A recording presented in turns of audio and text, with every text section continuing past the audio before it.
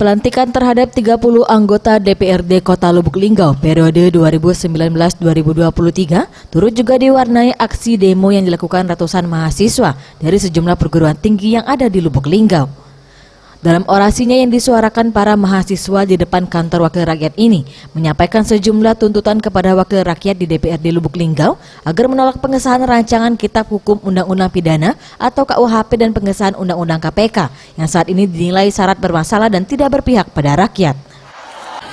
Sudah sampaikan tuntutannya sama seperti kemarin, tuntutannya tidak lebih ataupun mungkin ada penambahan sedikit dari organisasi kami tadi yang disampaikan. Jadi kami masukkan semua pendapat mahasiswa serta OKP untuk tuntutan kami tersebut untuk dilayangkan.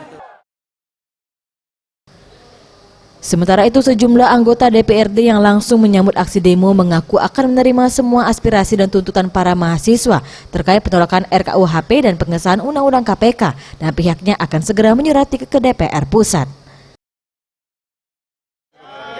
Bahwa adik-adik yang menyampaikan aspirasinya sudah bisa kita tampung dan memberikan suatu hal yang meyakinkan bagi mereka.